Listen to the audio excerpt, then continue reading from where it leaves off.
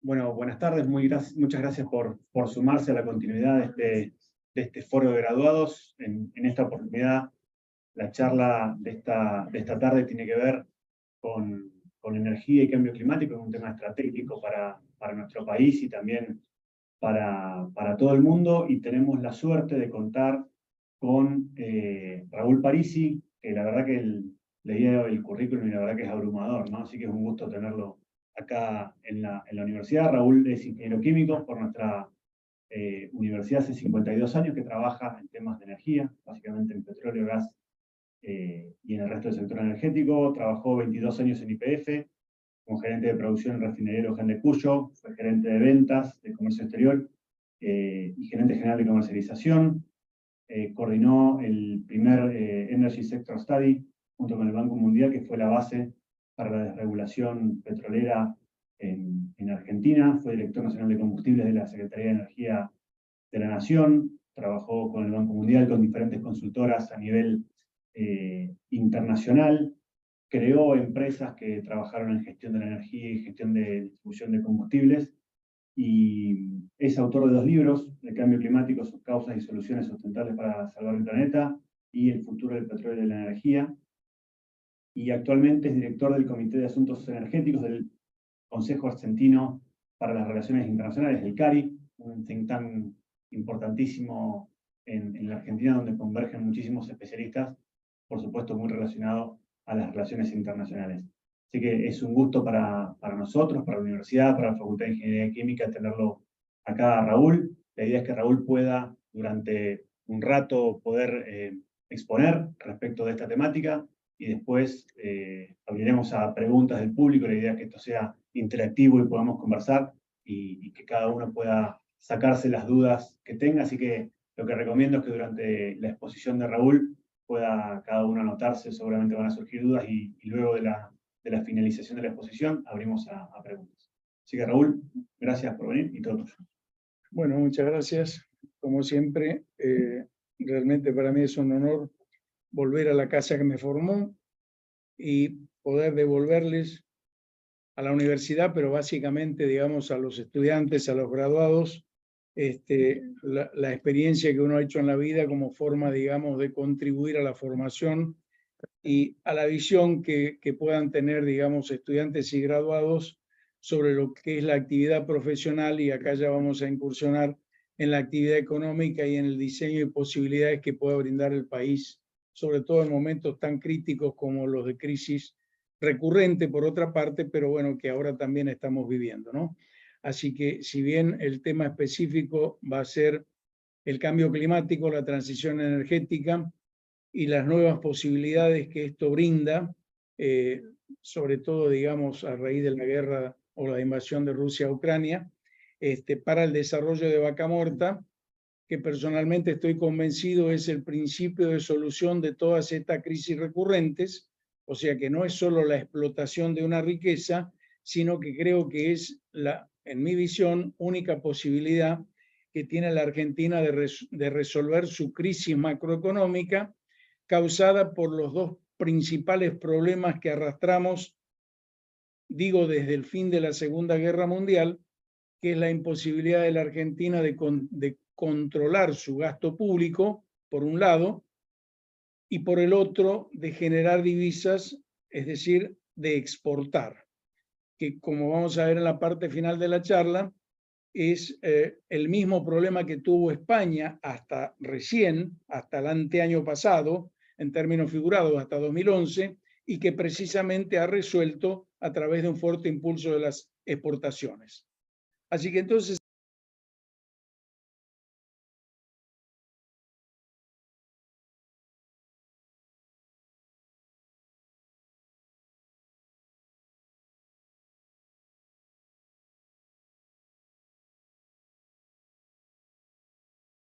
energética, qué experiencias tiene el mundo en haberlas recorrido, cuándo y cómo las recorrió, y cuánto tiempo duraron, y por qué ahora tenemos que acelerarla, y finalmente, digamos, la posibilidad que tiene la Argentina, repito, por la invasión de Rusia de hace algo más de un año, de salir de su crisis, resolver su crisis permanente, recurrente, que además es por la misma causa, que por otro lado siempre ha intentado, los economistas siempre han intentado resolverla desde el lado del control del gasto público, y durante 75 años eso no ha funcionado.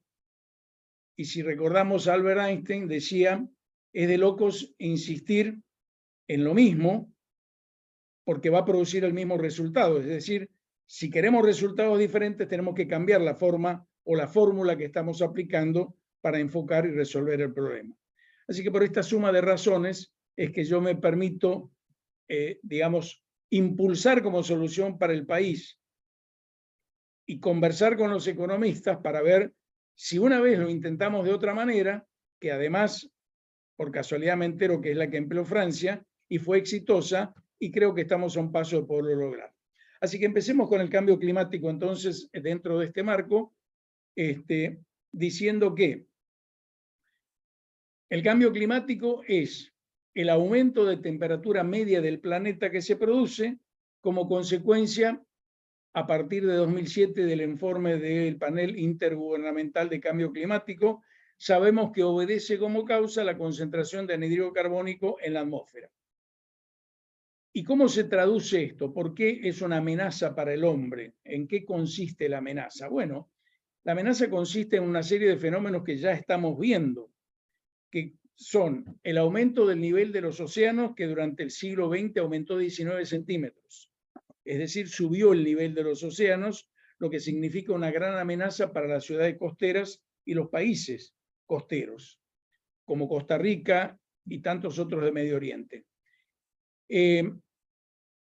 Con acidificación de sus aguas por disolución del anhídrido carbónico, lo que produce migración de especies y cambios, cuando no desaparición de flora y fauna, pero también fenómenos climáticos extremos como sequías o lluvias tan copiosas que producen inundaciones, los tsunamis, digamos, el derretimiento de los glaciares, ni hablar del permaflow, que, digamos, si se derrite emite mucho más anhídrido carbónico, es decir, una serie de fenómenos que cambian el hábitat del hombre, y pasada una temperatura del orden de 2 grados centígrados, compromete seriamente no solo la vida del hombre, sino toda forma de vida en el planeta.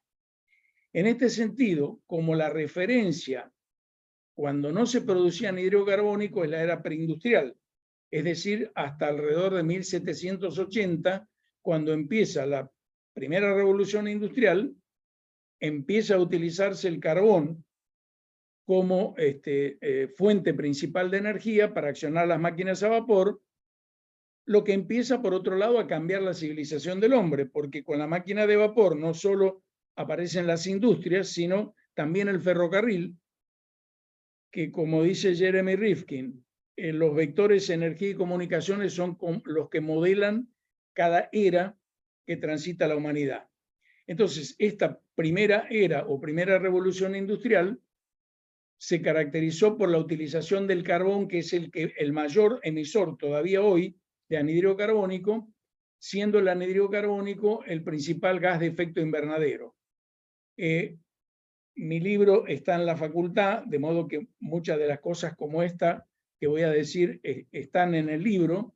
Los gases efecto invernadero, los principales son 4: anhídrido carbónico, que es responsable del 78% del fenómeno, el metano, que es responsable del 14%, el óxido de nitrógeno, que es responsable del 7%, y bueno, marginalmente los compuestos clorofluorocarbonados del 1%, prácticamente en extinción, porque eran los propulsores de los aerosoles y ya no se usa más, además de refrigerante, digamos, para todos los circuitos de refrigeración, heladeras, etcétera, ¿no? Pero prácticamente ya no se usa más.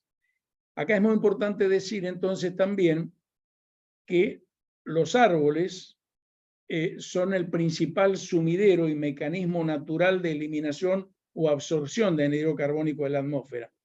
Por lo tanto, cuando hablemos de control del cambio climático, no deforestar, la lucha contra la deforestación, es un elemento clave también para controlar el cambio climático. ¿Por qué hay que controlarlo? La razón ya la dijimos. La primera revolución industrial, que es la del carbón, mediados del siglo XVIII y siglo XIX, y la segunda revolución industrial, que es con la aparición del petróleo, que todavía hoy es el principal combustible o fuente de energía de nuestra civilización, son los dos principales emisores de anhídrido carbónico. Obviamente, en la era preindustrial, antes de que aparezca el carbón y la máquina de vapor, las fuentes de energía son las mismas a las que estamos retornando ahora.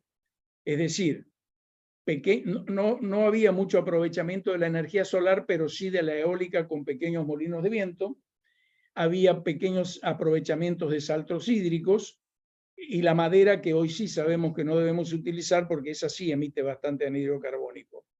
Y el vector comunicación, de acuerdo al postulado de Jeremy Rifkin, básicamente eran medios elementales y básicos, hoy diríamos arcaicos, la comunicación en persona, con lo cual había que transportarse, señales de humo, y prácticamente el caballo era el medio más eficaz de transporte, que como dijimos, en la primera revolución industrial cambia al ferrocarril y al telégrafo, y fíjense que esto cambia y modela la forma de vida de las sociedades, que ahora empiezan a reunirse alrededor de las ciudades que se crean en las terminales o en las estaciones ferroviarias, cosa que cambia en la segunda revolución industrial con el petróleo, que permite entonces ahora la aparición del automóvil, y simultáneamente el vector comunicaciones cambia al teléfono, lo que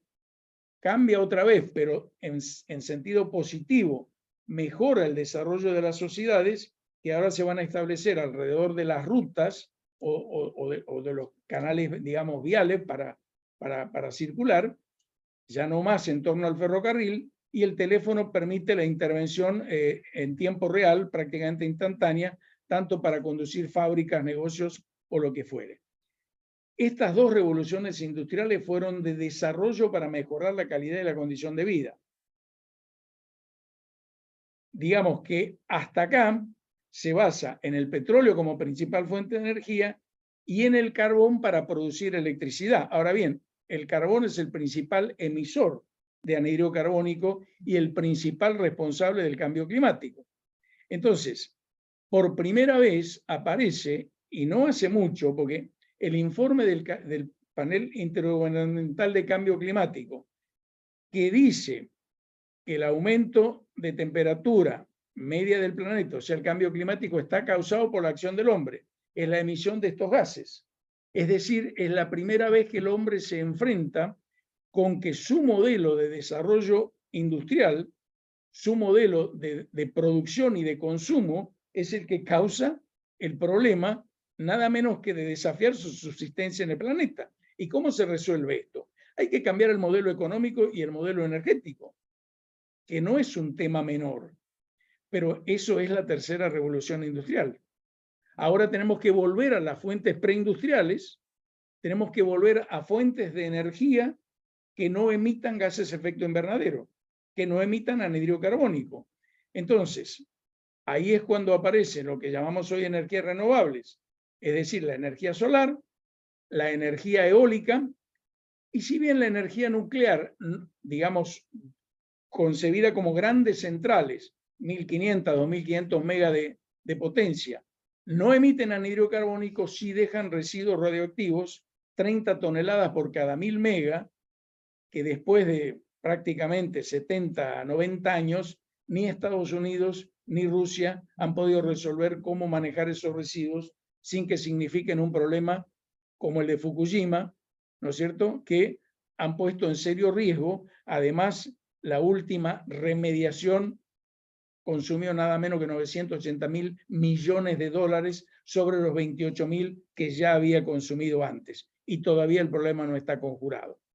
Es decir, el desafío es importante y entonces aparece acá el gas natural como el principal, digamos, ayuda o como el principal medio para reemplazar al carbón y bajar las emisiones a niveles admisibles hasta que las energías renovables u otra fuente disruptiva permita, digamos, abastecer la energía que hoy necesita el mundo, que es mucha, manteniendo bajo control el problema del cambio climático. Entonces, estamos en que la propia civilización es la que genera el problema del cambio climático y como, digamos, los países miembros de la OCDE y los BRICS son los que en Copenhague 2009 dan el principio de solución a este problema. ¿Cómo? Precisamente cambiando el modelo económico y energético para descarbonizar la matriz energética hacia economías entonces de bajo consumo de carbón, de bajas emisiones, y acá aparece un concepto fundamental, de baja intensidad energética, que es lo que en términos genéricos llamaríamos mejora de la eficiencia energética, pero es mucho más que eso. ¿Por qué? Porque en Copenhague 2009, digamos, como que se establece como paradigma que tan importante como disponer de energía es utilizarla en forma eficiente. Y aparece un parámetro para medir eso y para poderlo controlar, que es la intensidad energética, definida como la cantidad de energía que se necesita para incrementar un 1%, un punto del PBI. Entonces, naciones como Estados Unidos, la fuente de tecnología en el mundo, que tenían 1,25 de intensidad energética, en 1995, ya en 2005 tenían 0,95. Ahora está transitando 0,75 y tiene como objetivo planificado, no declarado como hacemos nosotros. Nosotros queremos bajar la intensidad energética, entonces sacamos una ley que dice que para 2032 tenemos que tener 0,7. ¿Y por qué? Bueno, porque hay que bajarla. Pero ¿y qué estudio lo respalda? Ninguno. Planificación, ninguna. Digamos, herramientas, instrumentos, no hay. ¿Cómo lo sigo? Tampoco. Es decir, una cosa es hacer previsiones responsables, fundadas, y que entonces se pueden seguir estableciendo metas cuantificables y verificables, y otra cosa es sacar leyes que expresan deseos. Bueno, esto también tenemos que tener conciencia, sobre todo los jóvenes, que son los que reciben el país que tenemos, y son los que van a tener que transformarlo, y van a tener que ir por el camino serio. Por eso hay que tener muy presente esta frase que dice: entender hacia dónde va el mundo es la diferencia entre el éxito y el fracaso. Entonces es muy importante que sepamos hacia dónde va el mundo. Para controlar el cambio climático tenemos que generar generar electricidad fundamentalmente sin emisiones de anhídrido carbónico, hacer marchar la economía sin emisiones, pero también tenemos que controlar la intensidad energética y bajar la intensidad energética, que es lo que está pasando en el mundo occidental o países de la OCDE, si quieren, y acá vamos a empezar a establecer la diferencia entre la conducta responsable y la reacción de los países miembros de la OCDE y los no miembros de la OCDE, estableciendo también las causas. Entonces, en Copenhague 2009 se cambia el modelo económico y energético hacia formas más energoeficientes para descarbonizar la matriz. Cosa que en forma inmediata la Agencia Internacional de Energía lo aplica ya en 2010, o sea, 2007 el informe que dice el anhídrido carbónico es el responsable. 2009 Copenhague, donde se cambia el modelo económico, y 2010 ya la Agencia Internacional de Energía reformula la generación de electricidad con un método que se llama Low Carbon Generation, es decir, para bajar la emisión de carbón en la generación de electricidad, y el mundo empieza a caminar como en dos marchas o velocidades y direcciones diferentes. Entonces, acá entramos ya de entender qué es el cambio climático, en qué consiste, cómo se manifiesta y por qué es un problema, por qué exige una tercera revolución industrial que descarbonice la matriz por un lado, en donde naturalmente el vector comunicaciones, ya sabemos, es la Internet de las comunicaciones que deriva en la Internet de las cosas y que va a demandar también una Internet de la energía, que es algo que tenemos por hacer todavía. Pero entonces ya estamos en condiciones de hablar de lo que es la transición energética. ¿Qué es la transición energética y cómo la estamos transitando? ¿Y qué está haciendo la Argentina en este sentido? La transición energética es el cambio de un vector principal de energía a otro. ¿Cuántas transiciones energéticas ha vivido el mundo? Ya dos, la del carbón y la del petróleo. ¿Cuánto tardaron cada una? En el orden de 50 años. ¿Qué nos permite inferir eso? Que esta tercera revolución industrial o descarbonización de la matriz también debería tomar en el orden de 50 años. ¿Por qué digo debería? Y lo pongo en condicional, porque las dos transiciones anteriores fueron para mejorar la calidad de vida de la gente, pero no había riesgo. Esta tercera revolución industrial es para permitir que el hombre siga habitando el planeta y que la vida siga existiendo. Es decir, es la primera revolución bajo amenaza, en donde hay tiempos y parámetros que marcan deadlines. No se puede pasar de 2 grados centígrados. ¿Por qué no se puede pasar de 2 grados centígrados? Fíjense, de la era preindustrial a hoy hemos subido 1,1 grados centígrados. El objetivo que se fijó en Copenhague 2009 es controlarlo a 2, pero se previó que 6 años más tarde, en París 2015, se bajara a 1,5. Cuando se empezó en Copenhague 2009, el aumento de temperatura, según quien lo estimara, estaba entre 4,5 y 6 grados centígrados. Cuando sabemos que por encima de 2, toda forma de vida está comprometida. Entonces, hoy, con lo que se ha avanzado, como dije antes, en dos direcciones. Occidente, los países miembros de la OCDE, crecen económicamente, siguen desarrollándose, pero bajaron sus emisiones. En toneladas de anhídrido carbónico emiten menos, es decir, van en la dirección estratégica correcta.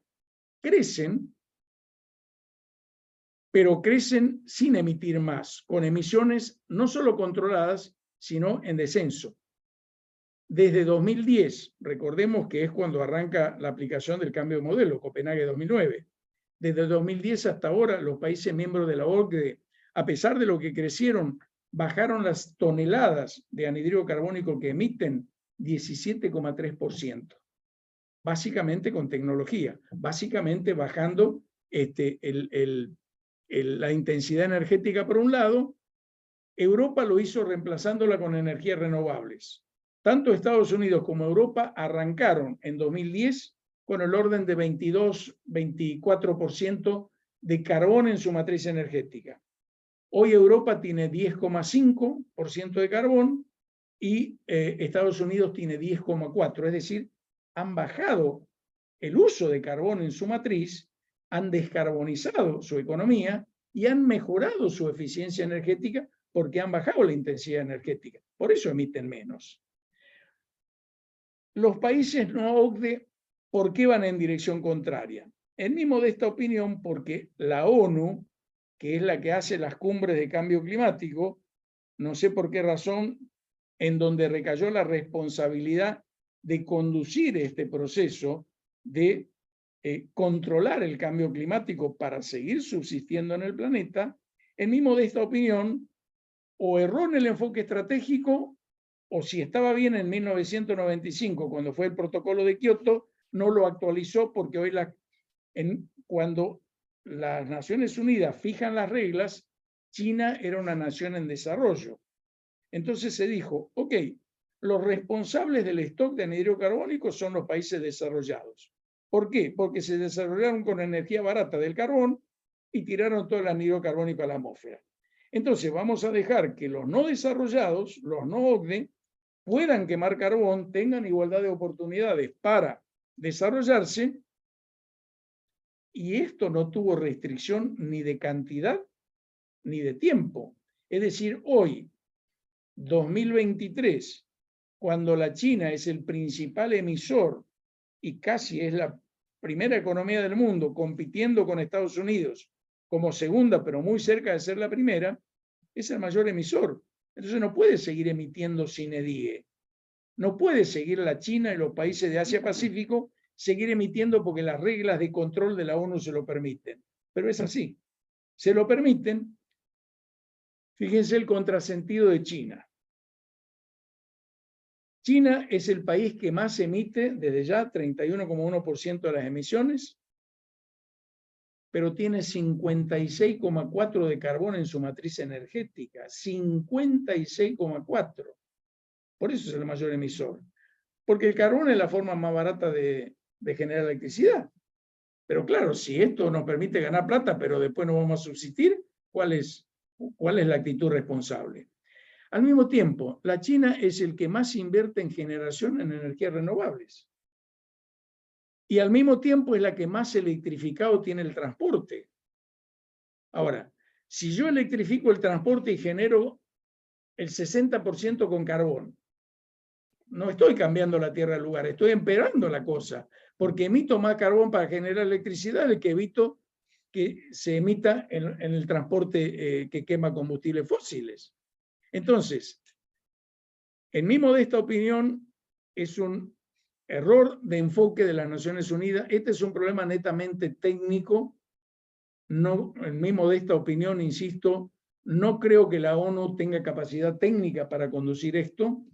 El único paso en la dirección estratégica correcta que se dio en Copenhague y lo hicieron los BRICS, los países miembros de la OCDE o los G7 y los BRICS, porque son los que tienen capacidad tecnológica y tienen capacidad financiera para impulsar las transformaciones, para innovar y para liderar y poner este tema bajo control. Bueno, hasta ahora el líder de la ONU, Guterres, dijo, quisiéramos pasarle el liderazgo de este problema a los G20. O sea, es consciente de que la conducción de la ONU de este problema no es el método eficaz para controlarlo. Pero al mismo tiempo, digamos, no acertó en la dirección porque olvidó, o no sé si hay otras razones, que fueron los G7 y los BRICS, no los G20, los que dieron el paso positivo y donde yo creo que debería volver la responsabilidad para conducir este problema. Y si así no fuera, la ONU debe reformular su enfoque estratégico para conducir este problema, porque si la causa es el anhídrido carbónico y el carbón es el principal emisor, pues esto no es ciencia. Hay que dejar de quemar carbón. Es tan sencillo como eso. Hay que dejar de quemar carbón. Ahora bien, el problema es, se dice que no hay gobernanza planetaria, es decir, que no hay nadie que pueda obligarlos a los países a seguir esta dirección. Bien, Europa encontró la forma.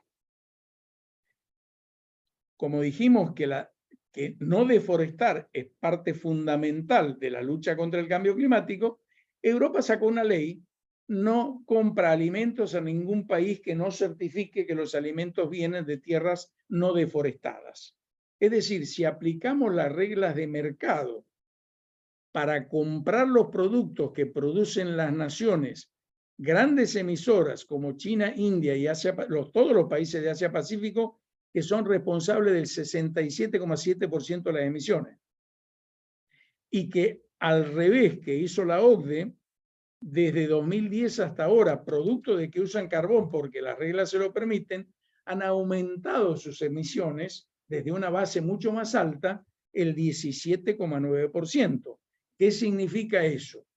Que el mundo, como conjunto, está emitiendo más toneladas y por eso la temperatura sigue subiendo. Pero el mundo, desagreguemos quién del mundo. Del mundo, China, India, que tiene 54,7% de carbón en su matriz, y los países de Asia-Pacífico. Es decir, no es Argentina la que tiene que cambiar. Hay 198 países que asisten a las cumbres. de los cuales los 10 primeros emiten el 80 al 85%. Ahí está la cuestión. Y de estos ya hemos visto, todos los países miembros de la OCDE están haciendo lo que tienen que hacer. Los no OCDE son los que están emitiendo y son los que tienen que cambiar. Entonces, si Estados Unidos, la Unión Europea y los países miembros de la OCDE dicen, bien, no vamos a importar más nada que venga de los países que producen productos emitiendo anhídrido carbónico. Aplico regla de mercado y supero la inconveniencia de la gobernanza. Es la única forma que yo veo en que esto se puede controlar. A los economistas les gusta ponerle impuestos al carbón. Entonces dicen, vamos a generar un fondo. Lo que tenemos que hacer es bajar las emisiones para que la temperatura no siga subiendo. Y si yo genero un mercado de bonos, estoy generando un negocio, no estoy resolviendo el problema. Y acá yo tengo que resolver el problema, no generar un negocio. Entonces, si aplicáramos un impuesto al precio del carbón para que el carbón sea más caro que el petróleo y que el gas, entonces sí, esto tendría sentido.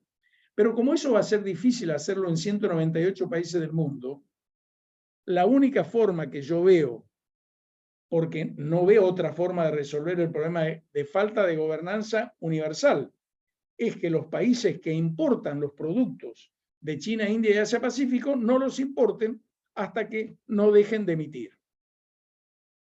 Esto está en evolución, esto sigue sucediendo. Fíjense que en la cumbre de Glasgow, fines de 2021, no se puede poner en el comunicado final que el carbón es el principal responsable del cambio climático, porque la ONU entre sus reglas dice que para que algo figure en la declaración de una cumbre debe ser una decisión unánime de los 198 países, lo cual es absolutamente imposible.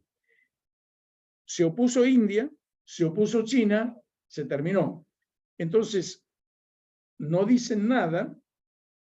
Dicen que los responsables son los combustibles fósiles, lo cual no es cierto, porque el gas es un combustible fósil y sin embargo es parte de la solución, no del problema. Entonces, estamos en una maraña, no quiero usar la palabra picardía, pero por lo menos de conducta irresponsable de gentes que no advierten el globo terráqueo puesto en el universo no distingue si el anhídrido carbónico, mejor dicho, el anhídrido carbónico se queda en la atmósfera, pero no distingue si lo que bloquea la transferencia de calor desde la Tierra y por lo tanto la hace calentar con todas las consecuencias que dijimos, ¿está en la parte del globo de la China o está en la parte de los países de la OCDE? A los efectos planetarios es lo mismo. Entonces, si no hay forma de resolver este problema más que aplicando las reglas de mercado o que cambie la conducción o las reglas de la ONU o que asuman el liderazgo los países de la OCDE y los BRIC, esto es lo que queda por resolver, porque la transición energética hay que hacerla más rápido, por eso usé el condicional a los 50 años, porque el aumento de temperatura sigue, porque la emisión sigue. Entonces, la amenaza cada vez es más fuerte, es más presente, tiene más potencia, y entonces estos términos genéricos que aparecen en todas las cumbres, mitigar, no, caballeros, ya no es tiempo de mitigar. Hay que amoldarse, hay que adaptarse, no, la adaptación no va más. Acá lo que va es dejar de emitir, porque si no, la temperatura 1,2, fíjense con 1,1 todas las consecuencias, el verano que vivimos prácticamente en el otoño, los inviernos con veranito, los veranitos en invierno, nos estamos quedando sin glaciares, se acabó el tiempo. Se acabó el tiempo. Y yo no alcanzo a comprender cómo Xi Jinping, el líder chino, dice que ellos van a llegar con emisiones neutras a 2050, con 56% de carbono en la matriz, no veo cómo hacerlo. Y para salir del punto de la transición y pasar entonces a las oportunidades que tiene Argentina para resolver su crisis y para desarrollar Vaca Muerta, digamos finalmente, Al problema de cambio climático hay que encauzarlo, hay que ponerle un límite al crecimiento de las emisiones. Naturalmente, con las reglas de la ONU esto no es posible, pero acá viene la luz de esperanza y acá viene, yo diría, la respuesta tecnológica, la respuesta posible. Tanto la Agencia Internacional de Energía como el Departamento de Energía ya empezaron a hablar de emisiones neutras para 2050 y de emisiones cero para fines de siglo. Claro, a fin de siglo hay que llegar, entonces voy a concentrarme mejor en 2050.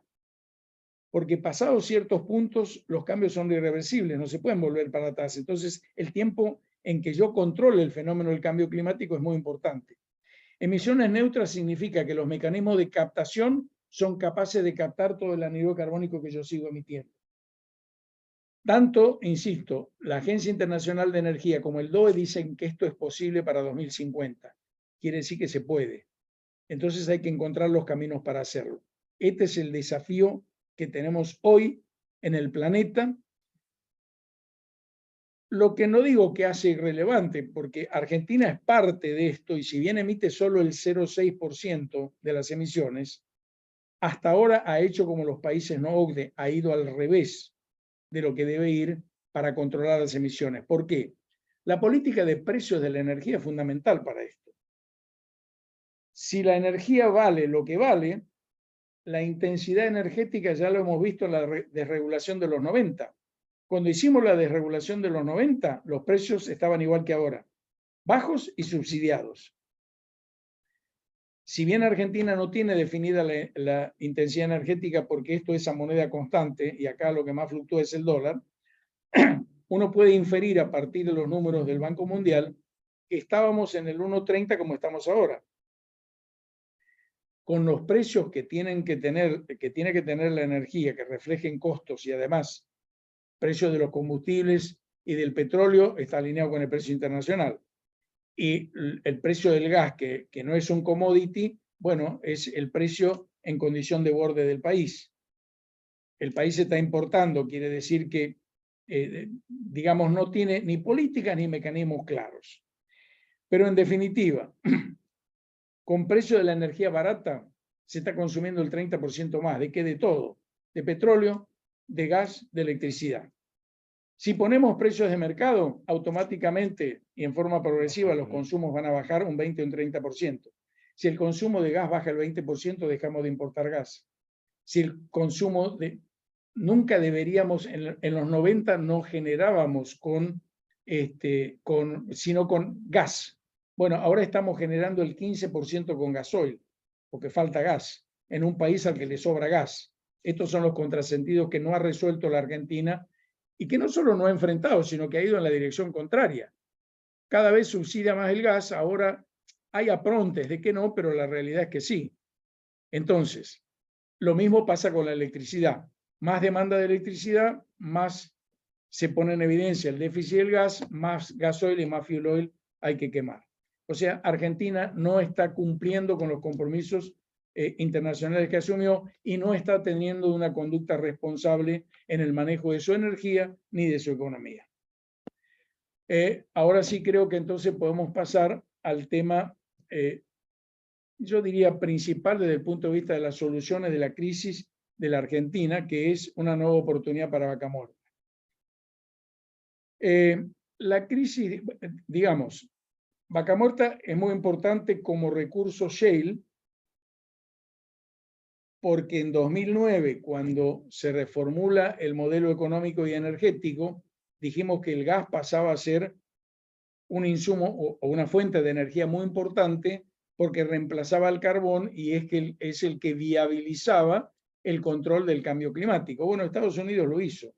Estados Unidos, que es el que desarrolló la tecnología para producir petróleo y gas de formaciones shale no convencionales, generó un boom de la producción en su país que multiplicó por 10 la producción de petróleo y de gas y multiplicó por 7 las reservas, también la reserva tanto de petróleo como de gas, y convirtió a Estados Unidos en el principal productor y exportador del mundo de petróleo y de gas por encima de Arabia Saudita y de Rusia. la economía de Estados Unidos, que es la más grande del mundo, se reimpulsó, se transformó, se generaron, desarrollando esta industria, más de 1 millón de empleos, se generaron proyectos petroquímicos por 317.000 millones de dólares, y al mismo tiempo, producto de la reactivación de la actividad económica, el fisco recaudó más impuestos. Bueno, los propios americanos, el propio Departamento de Energía y Departamento de Estado de los Estados Unidos dicen que Vaca Muerta es una formación mejor que la mejor formación de ellos, que es el Permian.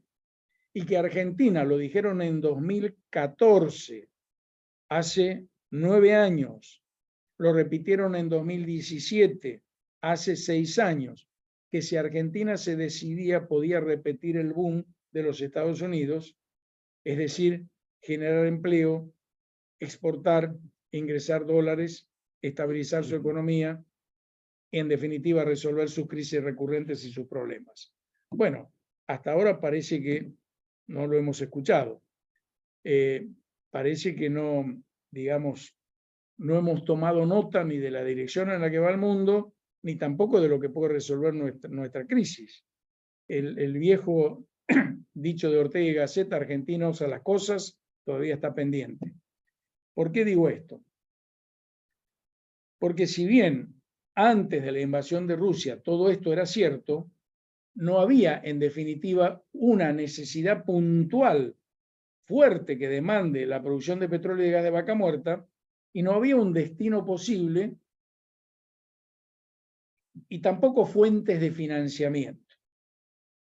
Febrero del año pasado, 2022, Rusia invade Ucrania y aparece nítido en superficie la dependencia que tiene Europa del gas de Rusia.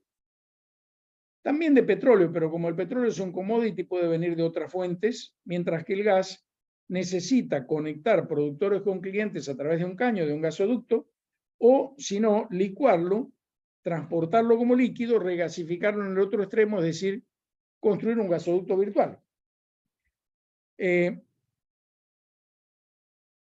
Rusia y Europa estaban conectados por 5 gasoductos en servicio. El Nord Stream 1 era el más grande, transportaba 150 millones de metros cúbicos por día, y se terminó de construir el Nord Stream 2, gemelo del primero, capaz de transportar la misma cantidad de gas, que nunca se puso en servicio porque apareció la invasión, apareció la crisis y bloqueó la habilitación. Ahora bien, con los 5 gasoductos que estuvieron en servicio, Rusia exportaba al revés, a Europa, en el orden de 460 millones de metros cúbicos por día.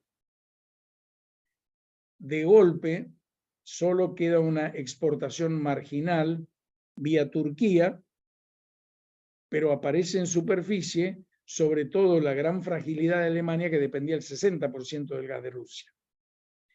Entonces vienen delegaciones de la Unión Europea, la última presidida por su canciller y vicepresidente, el señor Josep Borrell, a pedir ayuda a los países de Latinoamérica en general y a Argentina en particular. Una de estas reuniones se lleva a cabo en el Cadi, en donde él plantea esta necesidad y las delegaciones que lo precedieron, y nosotros le contestamos que Argentina tenía el petróleo y el gas que ellos necesitaban en Vaca Muerta, y que al mismo tiempo ellos tenían lo que nosotros necesitábamos para desarrollarlo, que es la posibilidad de firmar contratos de largo plazo que aseguren el off-take, es decir, la colocación de la producción, y al mismo tiempo fuentes de financiación. Bueno, esto, si bien se habló mucho y se leyeron muchas cosas en los diarios, todavía es una asignatura pendiente, pero que estamos en posibilidad de desarrollar. ¿Qué se requiere para esto? Como dije antes, la Argentina vive de crisis en crisis. Las crisis son recurrentes. ¿Por qué las crisis son recurrentes? Por la incapacidad de la Argentina de controlar su gasto público y por su incapacidad para generar dólares. También dije que España resolvió este problema porque hasta 2011, de los 49 años anteriores, en 41 tuvo déficit no solo fiscal, porque tampoco podían controlar el gasto público, sino también de la cuenta corriente externa. ¿Por qué? Porque no generaban los dólares necesarios y tenían que endeudarse. ¿Y cómo lo resolvieron? Incrementando fuertemente las exportaciones. En el año 22 España exportó 503.000 millones de dólares, el 41,7% de su PBI. Argentina tuvo un año récord de exportaciones, 88.000 millones de dólares, de los cuales 53.000, el 60% fueron del campo. Es decir, estamos muy lejos del 41,7 porque apenas tenemos el 19% del PBI en exportaciones. ¿Esto qué genera? Si Argentina, bueno, España por supuesto con este nivel de exportaciones, ahora tiene dinero suficiente y excedente del 11.800 millones de dólares por año en la cuenta corriente externa, con lo cual ha ido achicando su deuda externa y ha resuelto su problema. Desde 2011 en adelante, España no tiene más déficit que no pueda financiar, porque si tiene déficit fiscal, pero tiene mucho excedente, tiene cómo financiarlo, y si pagada toda su cuenta externa todavía tiene un excedente de 11.800 millones de dólares, el problema está resuelto y demuestra, esto es muy importante tenerlo presente, que no hay economía que tenga dólares suficientes con crisis. Las crisis surgen cuando las economías no tienen los dólares que necesitan para funcionar, como es el caso de la Argentina. Como no tiene excedentes de la balanza comercial para financiar el déficit fiscal, que recordemos, el promedio en el mundo es 21% del PBI. Argentina en el 2003 tenía el 23%. Desde 2007 en adelante Argentina tiene el 47% de gasto público. Es decir, el déficit fiscal está consolidado en una cifra imposible de financiar porque al principio a uno le prestan plata, entonces va agravando su problema de la cuenta corriente externa, porque cada vez tiene más deuda, más servicio de deuda y más servicio de capital. Bueno, cuando ya no a uno no le prestan más, no le queda más remedio que emitir. Entonces viene el fenómeno de la inflación y viene el fenómeno de los desequilibrios macro, que es el problema de la Argentina desde hace 75 años, cada vez más grave y siempre recurrente. 2, 3, 5 años de pseudoestabilidad, como el plan digamos, el 1 a 1. ¿Cómo La convertibilidad. La convertibilidad, gracias. Con la convertibilidad, ¿por qué funcionaba sin bajar el gasto público? Porque había dinero que se prestaba y cuando se dejó de prestar estalló la convertibilidad, como estallaron todos los planes que con distinto nombre han venido transitando este camino. Bueno, Vaca Muerta ofrece la posibilidad de terminar con eso. ¿Por qué? La brecha que queda sin resolver, el faltante, son 28.000 millones de dólares por año. ¿Esto lo puede exportar Vaca Muerta? Veamos, discutamos, miremos los números, veamos cómo.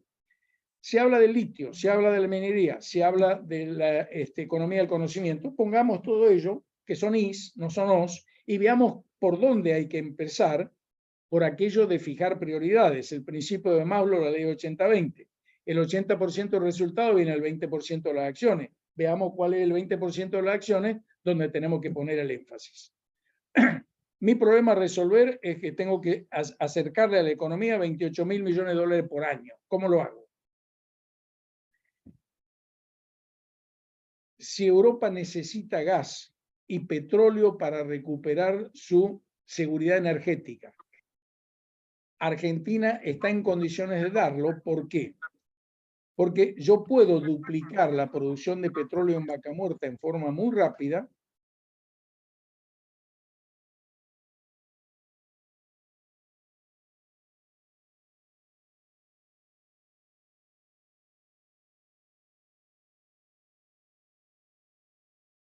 Bien, a los países limítrofes, yo lo que necesito es regenerar la confianza. Es decir, el desafío que tenemos es en un país que no es confiable, en un país que tiene inestabilidades macro, en un país que tiene una historia de incumplimientos reiterados y recurrentes de todos los gobiernos de todos los colores, yo necesito como país generar una isla para el sector energético y específicamente para Vaca Muerta que restablezca la confianza en ese sector, que garantice seguridad jurídica, tributaria, cambiaria, regulatoria por 30 años, y necesito generar condiciones que atraigan no menos de 150.000 millones de dólares, es decir, en 10 años, una inversión extraordinaria que también demanda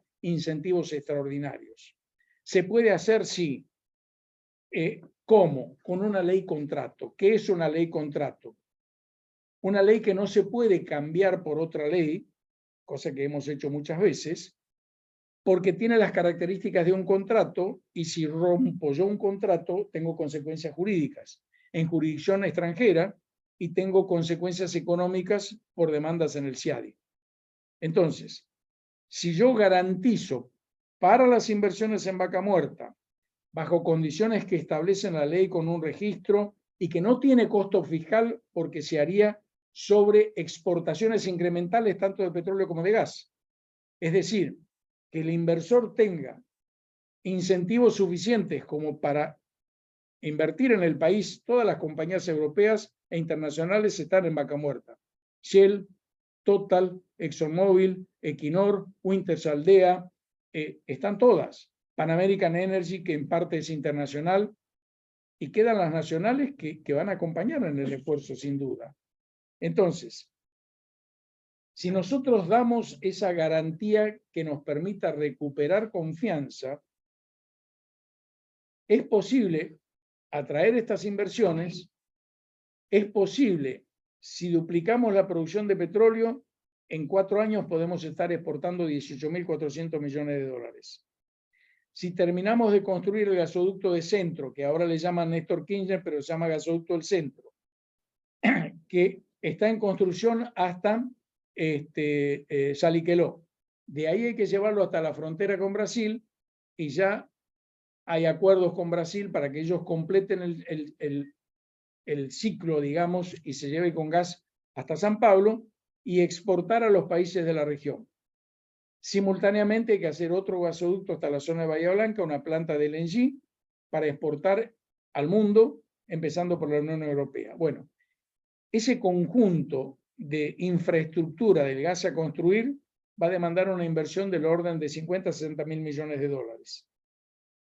Desarrollar los campos de Vaca Muerta para gas y petróleo en el orden de 90.000, lo que sumaría 150 mil millones de dólares. Que van a reactivar la economía por 2 razones. Primero, por el ingreso de divisa de la inversión. Esto reactiva todo. Y segundo, porque a partir del tercer, cuarto año y en forma gradual, esos 18.400 millones iniciales de petróleo, cuando le sumemos los 62.000 millones de gas, vamos a exportar gas y petróleo de Vaca Muerta por 82.000 millones de dólares en 5 o 7 años, cuando necesitábamos 28. Y al mismo tiempo, el litio, que hoy exporta 690 millones, si tiene inversiones de 10.000 millones de dólares en los próximos 5 años, puede exportar 4.000 millones de dólares en 5 años. Comparemos 4.000 contra 18.400 del petróleo y 82.000 petróleo más gas. No tapa el agujero. El agujero lo vamos a tapar en 5 años con el petróleo y el gas a países limítrofes. O sea que en 4 años tenemos resuelta la inestabilidad macro, es decir, para ponerlo bien en contexto, el sector energético aportaría a la economía argentina los 28.000 millones de dólares en forma creciente para que los economistas puedan resolver los desequilibrios macro, puedan reordenar la economía y puedan ponernos otra vez en la senda del crecimiento, del desarrollo económico y social. Entonces, esto es posible. La herramienta es una ley, y si escuchamos al economista maestro, le dicen en la televisión, Juan Carlos de Pablo, y a los economistas claves referentes, digamos, del posible gobierno a partir del 10 de diciembre, dicen que un plan económico es un conjunto de 6 o 7 leyes. Esta es una, debería ser una, que integre el plan económico, que resuelva el problema de la escasez de dólares y les dé las herramientas a los economistas para que resuelvan el problema económico que el país tiene. Es decir, es posible. Y repito, si le sumo con la inversión de 10.000 millones de dólares los 4.000 que podría exportar el litio, hoy exporta 6.90, más los 4.000 que hoy exporta la minería, más los 7.000 de la economía del conocimiento, estamos sumando 15.000 millones de dólares que vienen bienvenidos para sumarse a lo del sector de hidrocarburos y entonces aproximarnos a la solución de España de ir, no digo a 41,7, pero con que tengamos más de 28.000 millones de dólares por año para que podamos resolver los desajustes y los desequilibrios macro sería, me parece, más que suficiente. Bueno, quiere decir que no solo la transición energética que requiere gas para resolver el problema del cambio climático, sino ahora la urgencia de la Unión Europea por recuperar su seguridad energética y tener disponibilidad de gas y petróleo, nos brinda a la Argentina como país la oportunidad de desarrollar Vaca Muerta, resolver la crisis y ayudar a Europa a recuperar su estabilidad. Por otra parte, me parece que contribuiríamos al, digamos, la posición internacional de Occidente de no permitir, en este caso que Rusia, rompa las reglas internacionales y aplique una suerte como de chantaje, digamos, o ejercicio de fuerza indebida, aprovechándose de su condición de proveedor de gas, porque aportaríamos la solución que permita, digamos, zafar de ese imperativo o de esa crisis casi extrema, ¿no? Bueno, el primer invierno ya pasó, quiere decir que es más fácil encarar el segundo. Ellos han hecho un plan de reducción de consumo muy importante y han tenido una conducta muy responsable en el manejo de la energía, que demandaría cuanto menos una conducta responsable nuestra para poder resolver nuestra crisis, ayudar a la Unión Europea y contribuir en el plano internacional, digamos, a recuperar el equilibrio y el restablecimiento de las reglas. Creo que con esto les doy un panorama, digamos, más o menos claro de las tres cosas que, digamos, nos habíamos propuesto abordar en la charla, y me parece que sería oportuno abrir el espacio para las preguntas y reflexiones que quieran hacer quienes nos escuchan y participan de la charla. Un aplauso primero para Raúl. Arrancar con la conversación. Está, por supuesto, abierta la pregunta. Voy a arrancar con alguna que la tocaste al principio, pero también cerraste un poco la charla final, que tiene que ver con la geopolítica, ¿no? Con el apriete, vamos a decirlo así, de unos países sobre otros. Alemania tuvo un plan fuerte de cierre de centrales nucleares un tiempo antes de la invasión de Rusia, ¿no? Y que lo dejó como a contrapié cuando fue la invasión porque ya había cerrado algunas centrales. ¿Qué opinión te merece ese camino? Hablaste del impacto ambiental y del gasto para la remediación de los residuos radiactivos, pero ¿qué opinión te merece ese plan teniendo en cuenta la eventual hipótesis de conflicto que había en la invasión de Rusia a Ucrania? ¿No fue un poco precipitado? ¿No fue un poco una sobrereacción ante presiones sociales y de grupos ecologistas? ¿Cómo lo ves eso? El hecho de que se hayan mantenido en servicio las centrales nucleares. Y cerrado algunas también. Bueno, en Europa hay conductas un poco disímiles entre los distintos países, ¿no? Tomemos la pregunta, el caso de Alemania, y tomemos también el caso de Francia. Alemania tenía un plan que ya venía de Angela Merkel de desactivar las centrales. En diciembre del 22, digamos, desactivaron la tercera que quedaba en servicio y quedaban solo 2 en servicio. Luego sobrevino la crisis de la invasión.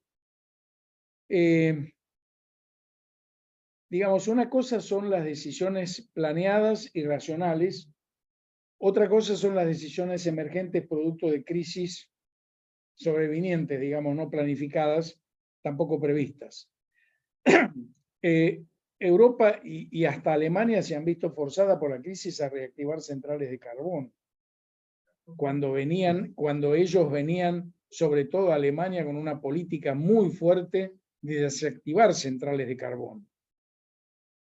La necesidad tiene cara de hereje, dice el refrán.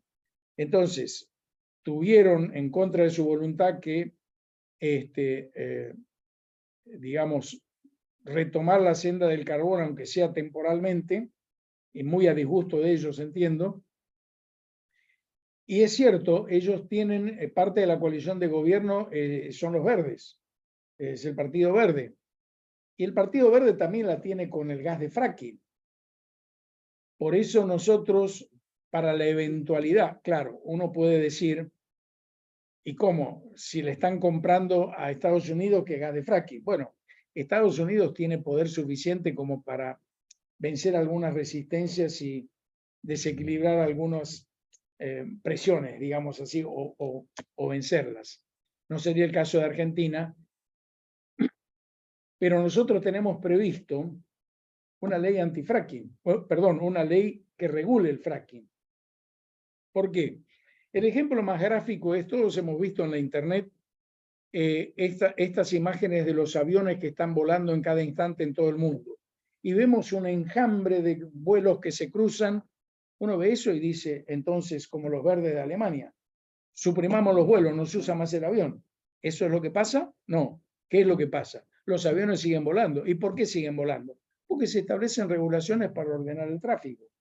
¿La energía nuclear es menos riesgosa que el fracking? No, es mucho más riesgosa. Si el fracking no es riesgoso.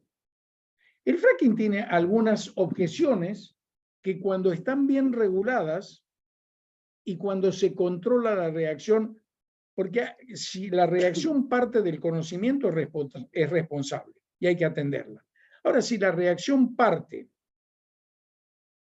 como de la mayoría de los partidos, grupos, ONG ecologistas, de la ignorancia y el desconocimiento total y absoluto de aquello contra lo cual se están quejando, bueno, lo que cabe no es suprimir la actividad, sino más bien sentarse a conversar y explicar, digamos, extender el conocimiento para que entiendan que no se está poniendo en riesgo nada. Por eso es que también tenemos preparada una ley que reglamenta la actividad de fracking, que tal vez hoy ya no sea necesaria, pero si lo es para vencer una resistencia de compra de gas en Europa, pues habrá que sacarla. Para retomar la respuesta a la pregunta, yo no creo que Alemania, superada la crisis, va a mantener las centrales en servicio. Yo creo que es una solución temporaria, una extensión, digamos, sobreviniente que va a concluir cuando concluya el riesgo. Cuando se supere el riesgo, es decir, cuando Argentina se sume a Noruega, a Estados Unidos, a Argelia para suministrar gas y recupere Europa la seguridad energética, yo creo que ahí se apagan los reactores alemanes y termina el problema. En donde sí ha habido un cambio importante es en Francia, porque 3 presidentes anteriores, Hollande y Sarkozy, ya habían dicho, ellos tenían 72% de dependencia de la nucleoelectricidad. Y ambos presidentes dijeron, vamos a bajar a la mitad, al 36%. Y estaban en camino. Y el actual presidente Macron dijo, ratifico la política. Y después la cambió. Dijo, no, vamos a seguir en el 36, no en el 0. Y desandaron del 36 al 72. Es decir, no la han eliminado a la mitad como al principio, pero acá también cabe un último agregado como respuesta.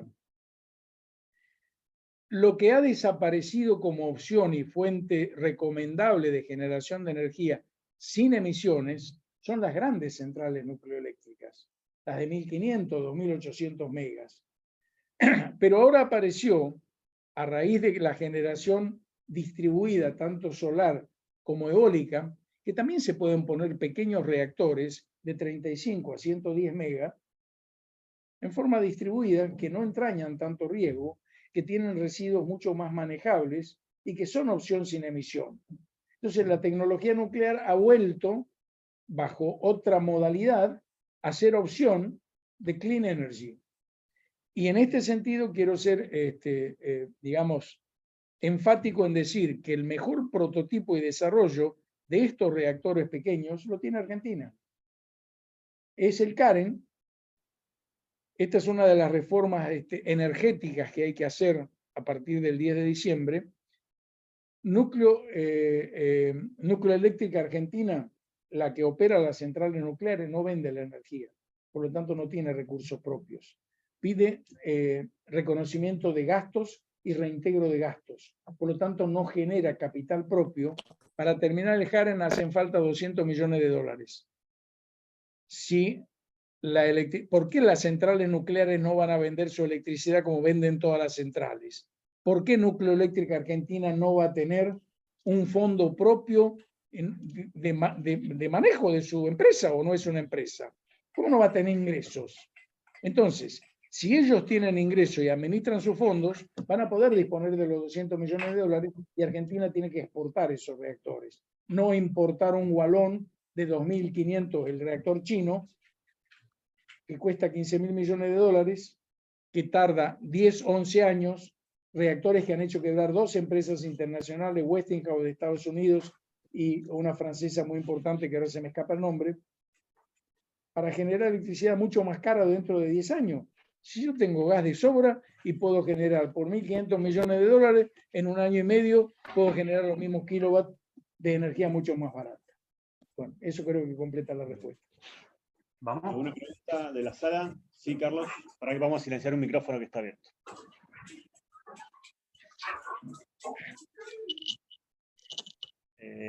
No sé quién está de administrador, si pueden ayudar a silenciar el micrófono, porque no lo puedo hacer desde acá. Ahí está. Gracias. Sí, Carlos. Bueno, primero quiero agradecer a Raúl, que hace más de 60 años vino a Santa Fe a estudiar y tuvo la oportunidad de ocupar puestos importantes y con claridad nos pudo explicar en un lenguaje sencillo cómo la inteligencia colectiva de un país hay que agregarle el sentido común.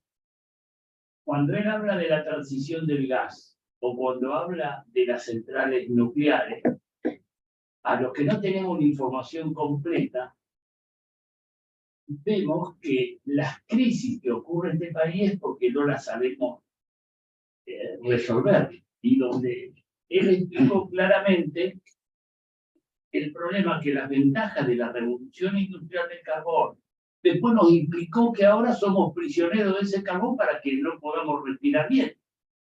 El tamaño de la atmósfera es como una cáscara de naranja al lado de la Tierra. Y si contaminamos es como si en esta habitación ponemos un briconte. Entonces hizo un libro del cambio climático, lo leímos. Yo personalmente lo llevé a Alejandría para que lo pueda ver desde la Biblioteca de Alejandría se puedan mostrar estas cosas. Y lo importante es que le agradezco a Raúl que en esta transición de gobernabilidad que vamos a tener, podamos informarnos de lo que significa Vaca Muerta. El sentido de oportunidad, él cuando habló de Vaca Muerta no tuvo en cuenta de sumar lo que aporta la Pampa Argentina. La Pampa Argentina, Raulito, ¿cuánto importa? 28.000 millones de dólares. ¿Cuánto no escucho muy bien. Por la sequía actual, la Pampa húmeda, ¿cuánto aporta al el 60% de los dólares que ingresan al país? Creo que estás hablando que cuando se ponga en marcha el caño para exportar a Alemania, a Brasil y todo, el sector de energía va a aportar lo mismo que la Pampa Argentina. Mucho más. Entonces, fíjense que si nosotros el problema climático que tendríamos hoy lo suspenderíamos por venderle a Europa. Europa nos permitió a nosotros darnos una seguridad de un contrato para instalar Vaca Muerta porque Putin le cortó los caños.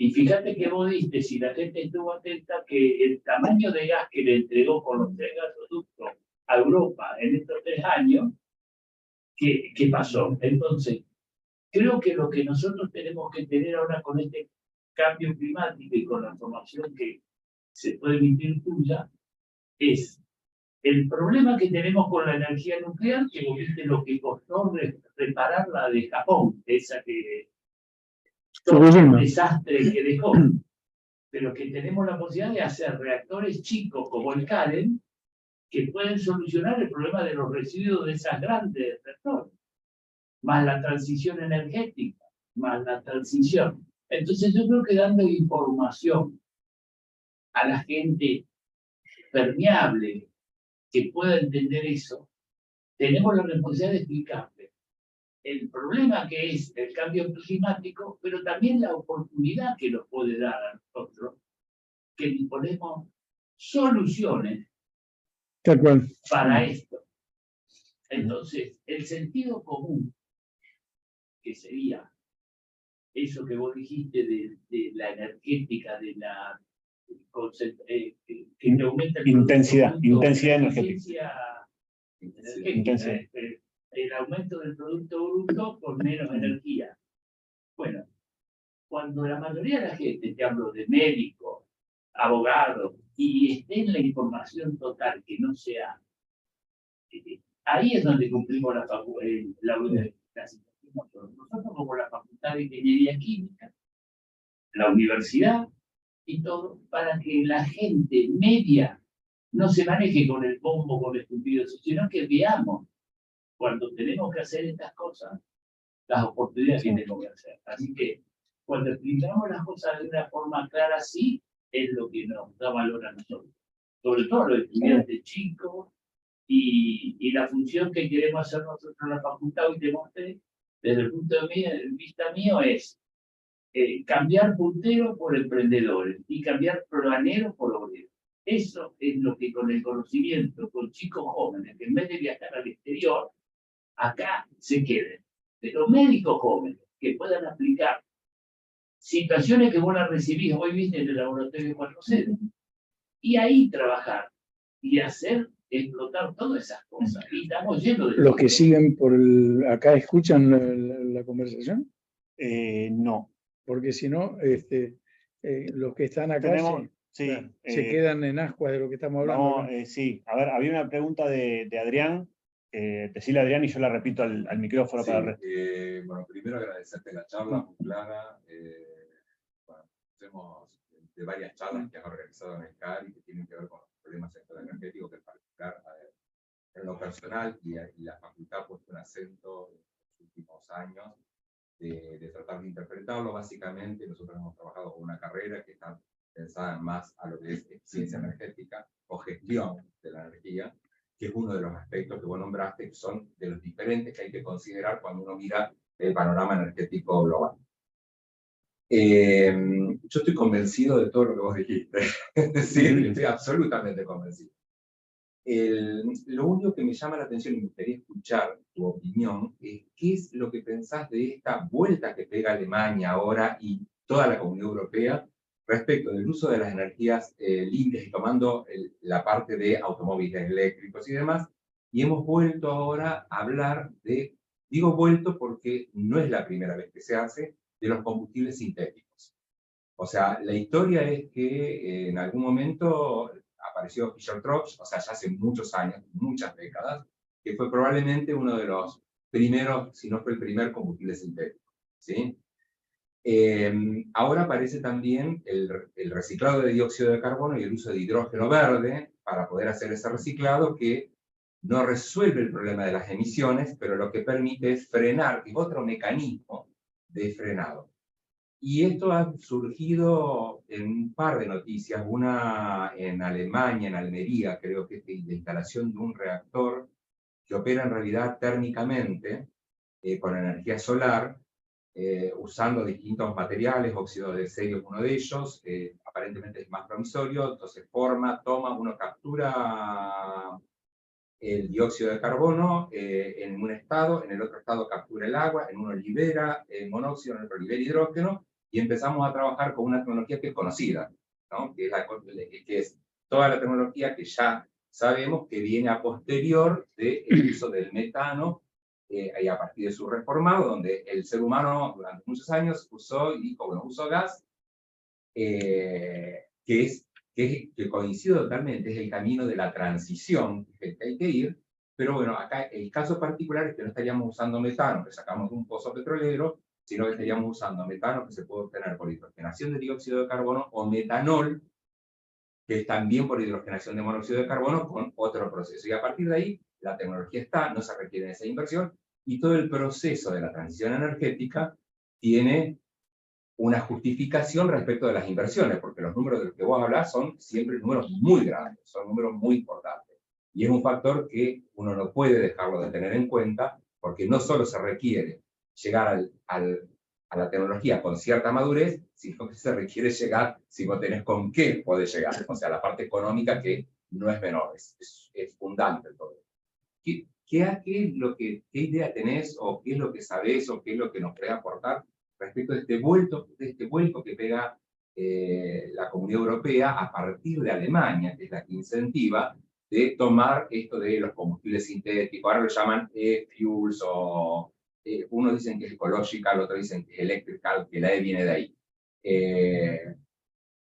Digamos, porque en realidad ese problema prácticamente lo resuelve, o sea, la dependencia, entre comillas, la dependencia con Rusia, Alemania la resuelve reactivando centrales nucleares parcialmente, aunque no le guste, pero lo tiene que hacer. ¿Qué pensás de estas nuevas, que no son nuevas, algunas son nuevas tecnologías y otras no son tan nuevas? Bueno, Nuevas en cuanto, perdón, serían más nuevas en cuanto al origen del hidrógeno. El problema es siempre dónde viene el hidrógeno. ok. Me parece que es la respuesta es más o menos simple. Recordemos que lo que estábamos conversando sobre los reactores en Alemania está referido a los últimos 2 que quedaban en servicio. No es que volvió a poner en marcha reactores que había sacado, no. Se refiere a no parar estos 2 que quedaban en servicio y debían, digamos, pararse, si no recuerdo mal, en marzo. Entonces, es un problema acotado y de dilación, poner de 6 meses, 1 año, que seguirán operando.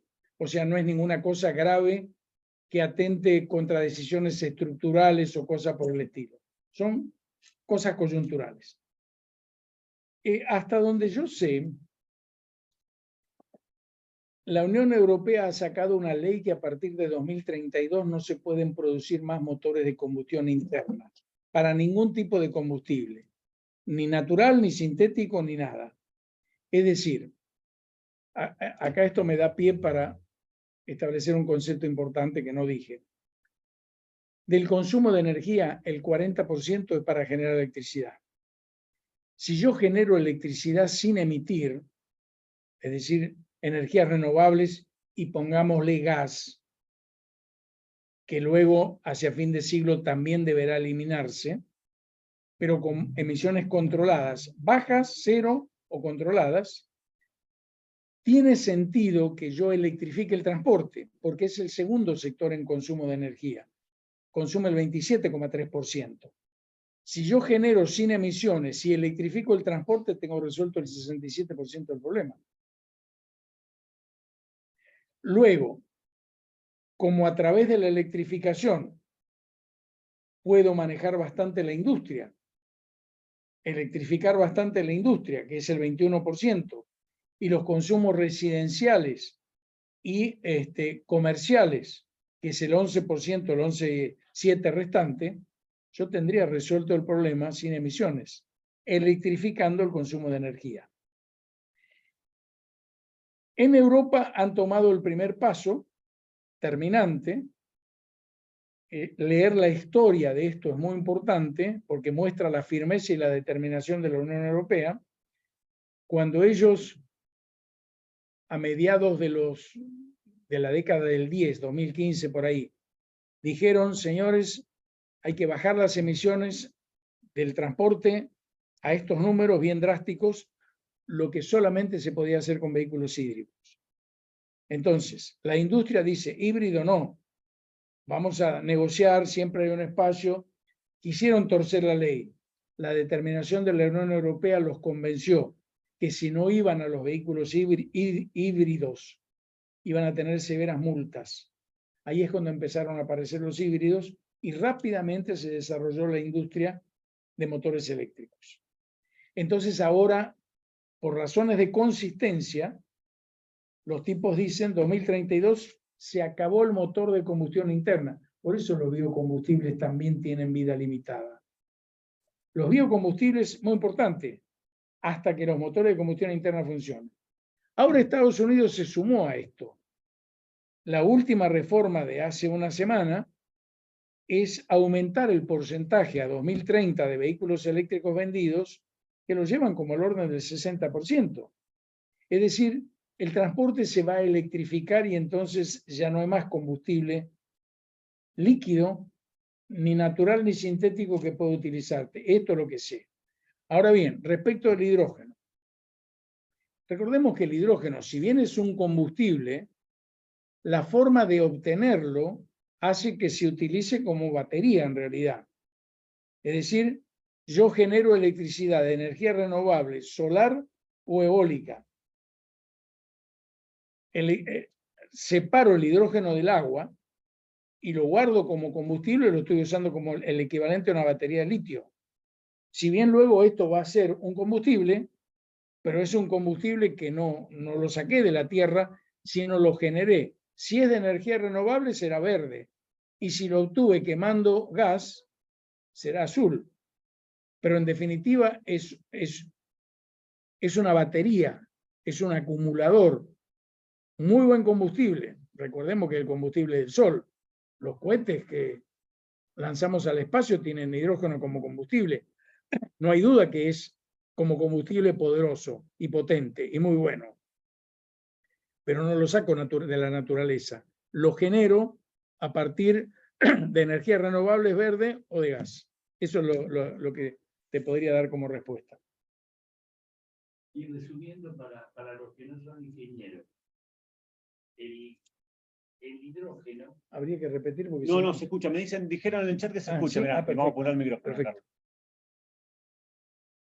Para los que no han puesto así el ojo en la transición energética, el carbón y todo, es bueno explicarle esto, lo del hidrógeno, porque todos están hablando de las baterías de hidrógeno, del acumulador de hidrógeno. Lo que dice Adrián es que ya salió en los diarios, en Punta Arenas, hay una unión entre Porsche y no sé qué otra empresa que están haciendo el proyecto de combustible sintético. Agarran con metanol que toman del dióxido de carbono que capturan y fabrican una nafta sintética, que eso sí significa... No pareciera ser la dirección en la que va el mundo. Yo no sé si es mentira o no, han dicho que hay una excepción para que sigan fabricando motores de combustible sintético. Porque esa ley salió hace un mes, no sé cuándo salió. Sí, hace poco también me llamó la atención, porque la dirección, o sea, coincido con esto que vos decís respecto del hidrógeno y demás, que tiene sus bemoles, alguna energía hay que, digamos, que sea renovable o que permita cerrar el ciclo hay que migrar, porque ya sabemos lo que es el dióxido de carbono, que es el principal. Para resolver el problema hay que atacarlo por ahí antes que el metano. Si uno puede atacar el metano, ataca el metano también, pero el 75% causante de efecto invernadero lo produce el dióxido de carbono. No, esto es como algo que yo he leído básicamente en los diarios, como una vuelta de extensión de vida, de la vida útil, de la vida útil entre comillas, de los motores de combustión, continuar usando combustible sintético. Que en realidad una forma de tomar, a ver, el hidrógeno cuando vos haces metanol es una forma de hacer que el hidrógeno sea transportable como un líquido. O sea, claro. Una fuente de energía, tener un líquido en lugar de transportar un gas.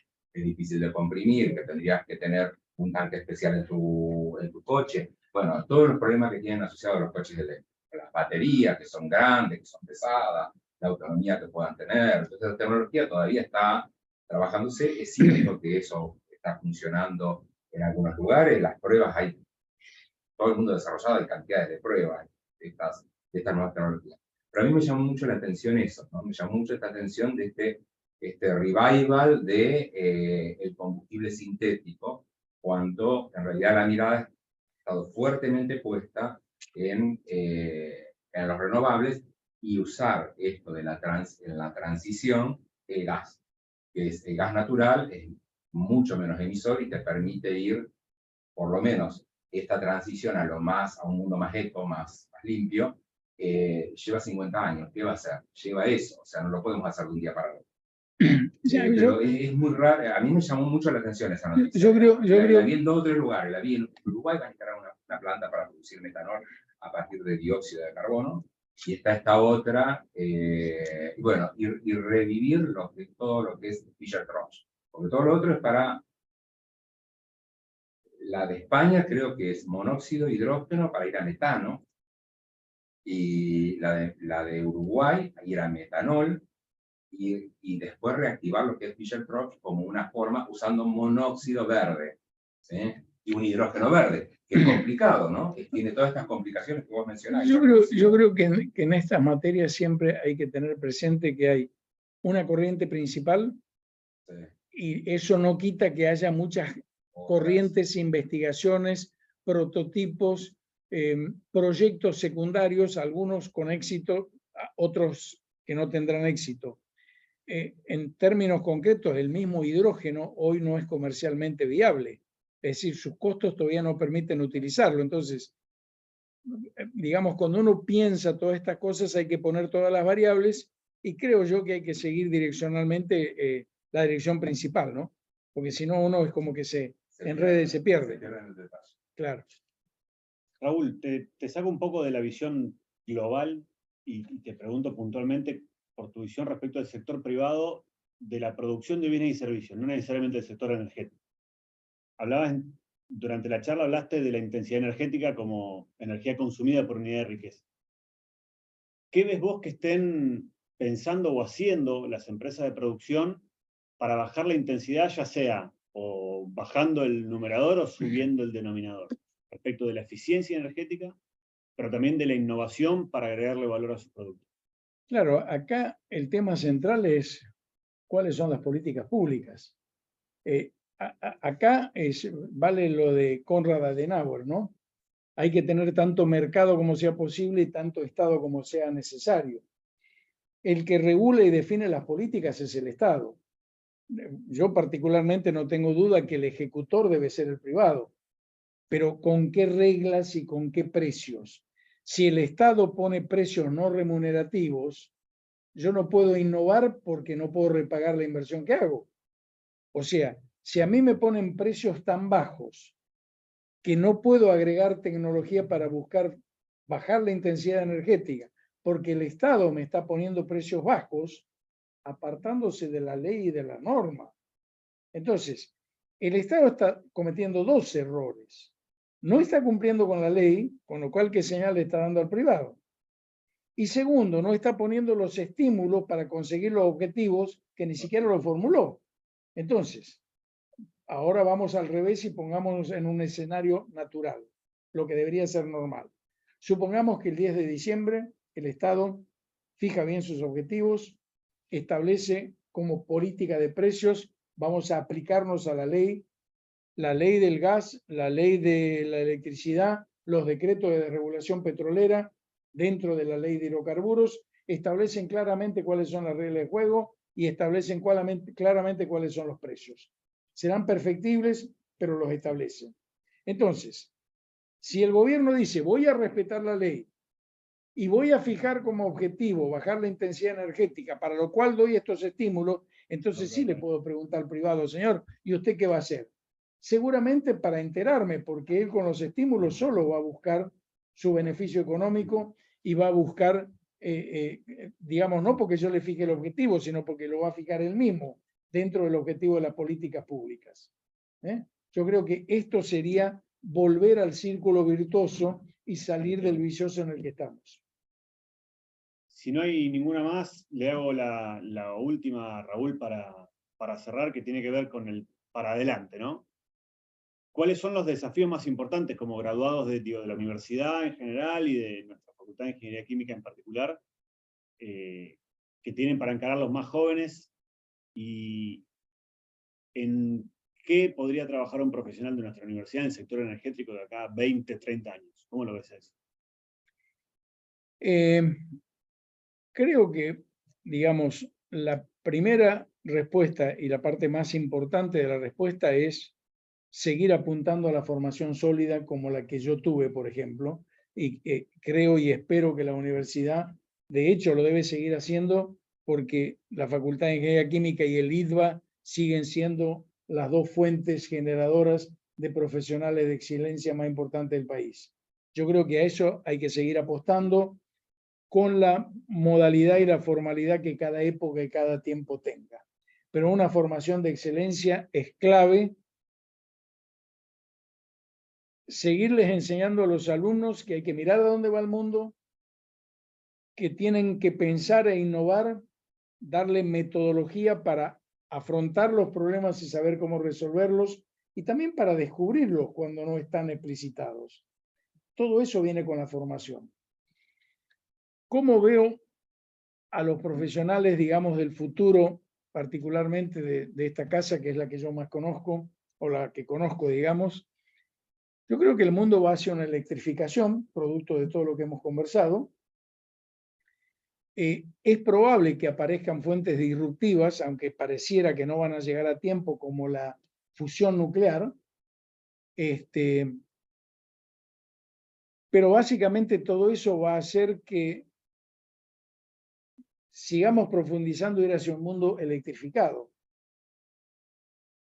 Generación sin emisiones, electrificación del transporte, edificios inteligentes, y yo creo que eso es el futuro próximo, en donde queda desarrollar, digamos, una Internet de la energía que no está desarrollada, queda terminar de desarrollar las smart grids, las redes inteligentes, porque con esta generación solar eólica distribuida y tal vez nuclear, ya las centrales no solo entregan, sino que las redes entregan y reciben.